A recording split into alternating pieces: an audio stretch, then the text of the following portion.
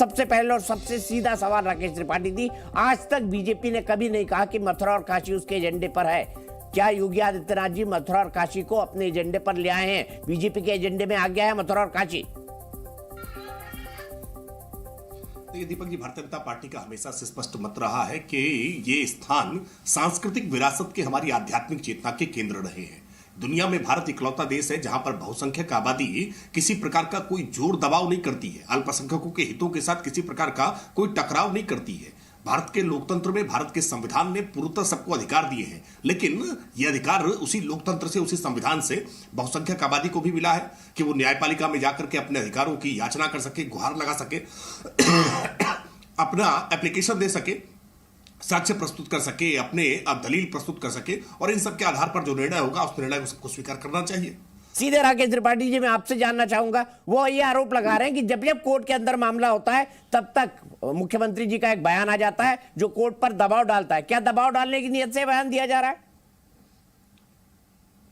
नहीं, भारत की न्यायपालिका स्वतंत्र है। भारत की न्यायपालिका भारत के संविधान से चलती है और न्यायपालिका में किसी प्रकार का कोई जोर दबाव नहीं चलता है। न्यायपालिका पर जोर दबाव बनाने का प्रयास तो 1984 में हमने देखा है, जब साहबानों के मामले में सुप्रीम कोर्ट ने फैसला दिया और सुप्रीम कोर्ट के फैसले को पलटने का काम भारत की संसद ने किया था। आज देश की न्यायपालिका स्वतंत्र है। देश की न्यायपालिका में किसी प्रकार का हस्तक्षेप न तब हो सकता था, न आज हो सकता है। और देश की न्यायपालिका साक्ष्यों की बुनियाद पर अपनी फैसला करती है, वैज्ञानिक विश्लेषण के आधार पर फैसला करती है, आर्कियोलॉजिकल सर्वे ऑफ इंडिया की रिपोर्ट्स के आधार पर फैसला करती है, दिए गए कानून के नियमों, उपनियमों और परिनियमों के आधार पर फैसला करती है। सबको सुनवाई का पर्याप्त अवसर है, कोई हरी भरी में लिया गया निर्णय नहीं है। और निर्णय के बाद चाहे कोर्ट बिलो का निर्णय हो, उसके बाद हाईकोर्ट में अपील की अथॉरिटी होती है, हाईकोर्ट के निर्णय के बाद सुप्रीम कोर्ट में जाने की आजादी होती है।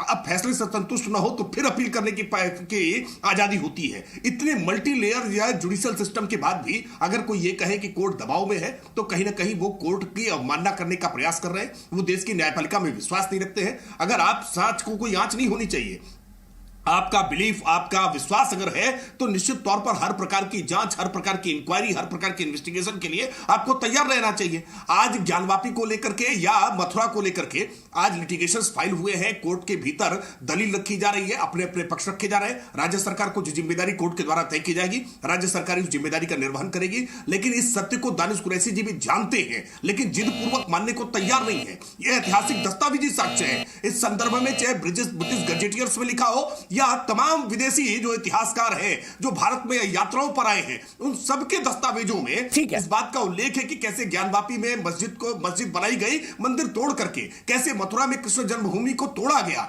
वहां की मूर्तियों को सीढ़ियों के नीचे दफन किया गया। जो साक्ष्य है वो चीख चीख करके कह रहे हैं, बावजूद उसके आप मानने को तैयार नहीं है। अयोध्या का फैसला जब आया तब भी बार बार दकियानूसी विचारों के तहत कट्टरपंथी तत्वों ने कहा कि यह फैसला आस्था की बुनियाद पर है, जबकि पूरा फैसला साक्ष्यों के आधार पर और वर्षों की लड़ाई के बाद है। दशकों तक लड़ाई लड़ी गई है, सारे दलील रखी गई है, वकील, बड़े बड़े वकील खड़े किए गए।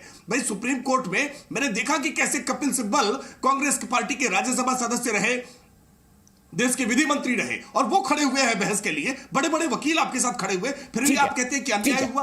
आप न्याय को मानने को तैयार नहीं है, तो कोई अवमानना नहीं की है। और अगर अवमानना की होती तो निश्चित तौर पर दानिश कुरैशी अपने काबिल अधिवक्ताओं को लेकर के निश्चित तौर पर कोर्ट में पहुंच जाते हैं। ये जानते हैं कि कोई अवमानना नहीं हुई है। हर व्यक्ति को, भारत के एक नागरिक के तौर पर, मुख्यमंत्री को भी अपनी भावनाओं को व्यक्त करने का अधिकार है। हर व्यक्ति की अपनी भावनाएं हैं, वो अपनी अभिव्यक्ति कर सकता है, और इसी भारत के संविधान के अनुच्छेद 19(1)(1) के तहत अभिव्यक्ति की स्वतंत्रता का अधिकार तो उनका भी है, और उन्हें अपनी भावनाओं की अभिव्यक्ति की है। मैं दानिश कुरैशी जी को स्पष्ट तौर पर कहूंगा, देखिए आंखें मूंदने से अंधेरा नहीं हो जाता है, दस्तावेजी साक्ष्य है। और फिर इन सारी बातों के बाद आप तो कोर्ट में है ना, वकील सारी दलील रख रहे हैं ना, तर्क और साक्ष्य सामने आ रहे हैं ना, एएसआई की रिपोर्ट सामने आई है ना, एएसआई की रिपोर्ट के बाद भी आप आंखें मूंदने का प्रयास करेंगे।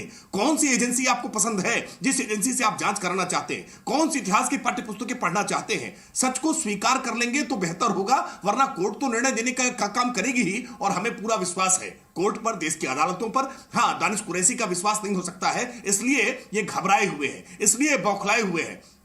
हमें पूरा विश्वास है अपने प्रभु पर भी, अपने साक्ष्यों पर भी, देश की न्यायपालिका पर भी। हम इस बात को स्पष्ट तौर पर कह रहे हैं, आप कह रहे हैं अवमानना की है। अगर योगी आदित्यनाथ जी कोई जोर दबाव के आधार पर प्रशासनिक निर्देश दे करके अगर कोई डिमोलिशन करने का काम कर देते, वहां पर मस्जिद को नुकसान पहुंचा देने का काम करते, तो ये कहते कि अपने संवैधानिक दायित्व का निर्वहन नहीं किया है। लेकिन ऐसा कुछ नहीं हो रहा है, सरकार कोई जोर दबाव नहीं दे रही है। लेकिन कोर्ट के भीतर अगर कोई अपने अधिकारों के लिए गया है और अगर कोर्ट कोई निर्देश देती है सरकार को, तो निश्चित तौर पर कोर्ट के आदेशों का अनुपालन सरकार सुनिश्चित करने का काम करेगी। मुसलमानों को डरा रहे हैं।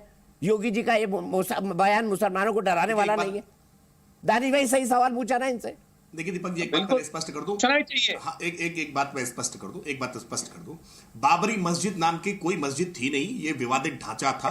और इस्लामिक कानून इस बात को जानते हैं, दानिश भी जानते हैं इस बात को, कि किसी ऐसी जगह पर मस्जिद नहीं बन सकती है, वहां पर नमाज कबूल नहीं हो सकती है जो विवादित हो, जहां कहीं पर भी किसी प्रकार की विवाद हो। इस बात को दानिश भाई आप अच्छी तरह से जानते हैं। लेकिन बावजूद इसके मैं फिर दोहरा रहा हूं, कुछ लोग जानबूझ करके जिद पूर्वक बाबर को, औरंगजेब को, अकबर को अपना पूर्वज, अपना परदादा मानने के लिए बार बार जिद कर रहे हैं। देश का आम मुसलमान बाबर को विदेशी आक्रांता मानता है, औरंगजेब को विदेशी आक्रांता मानता है, लेकिन ये अपना पूर्वज, अपना पुरखा उनको मानने के लिए बारंबार तैयार है। देश में 3 लाख से ज्यादा मस्जिदें हैं। देश की मस्जिदों को लेकर के कोई आपत्ति नहीं है। और जब हम आप दीपक जी बात कर रहे हैं ना, तब भी देश में कहीं ना कहीं कोई नई मस्जिद ताबीर हो रही होगी, उस मस्जिद को लेकर के भी कोई आपत्ति नहीं है। दुनिया की 7वीं बड़ी मस्जिद लखनऊ में है, जहां योगी आदित्यनाथ जी की सरकार है, उसको लेकर के कोई आपत्ति नहीं है।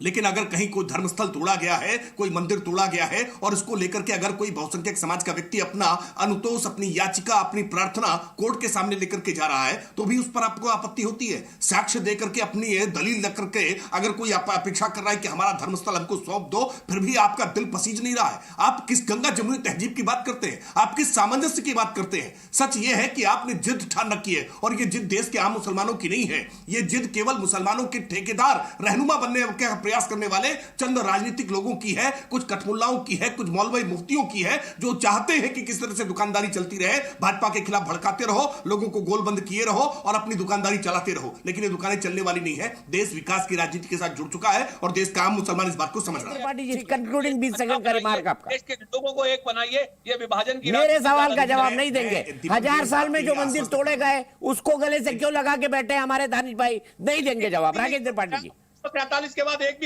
दिन एक मंदिर, ये जवाब दे देंगे तो इनकी दुकानदारी बंद हो जाएगी ना। ये जो दुकानदारी चलाते हैं वो दुकानदारी बंद हो जाएगी। सच ये है कि भारतीय जनता पार्टी इस बात के पक्षधर हमेशा थी, है और रहेगी कि लोक आस्था का, लोक भावना का सम्मान किया जाना चाहिए। भारत के संवैधानिक जो अधिकार है किसी भी नागरिक के, उस संवैधानिक अधिकार के तहत अगर कोर्ट में कोई जाता है और कोर्ट से कोई अंतोष प्राप्त करता है, कोर्ट अगर गुण दोष के परीक्षण के आधार पर निर्णय करती है, तो निश्चित तौर पर यह लागू कराने का काम भारतीय जनता पार्टी की सरकार करेगी। हम इस बात के हमेशा पक्षधर थे कि किसी की लोक आस्था को चोट नहीं पहुंचाई जानी चाहिए। ये बात उन पक्षों को भी समझनी चाहिए जिन्होंने आस्था को चोट पहुंचा करके इतने लंबे समय तक भावनाओं को दुखी करने का काम किया है। उनके लिए अवसर है अब भी इन बातों को समझ करके, अगर वो कोई रास्ता तलाश लेंगे इस बात का कि आगे कोई विवाद ना खड़ा होना पड़े, कोई कोर्ट ना जाना पड़े, इस बात के लिए कोर्ट का समय बर्बाद ना करना पड़े, तो बेहतर होगा। लेकिन अगर नहीं मानते हैं तो कोर्ट से निर्णय होगा और कोर्ट का जो निर्णय होगा वो सब स्वीकार करेंगे।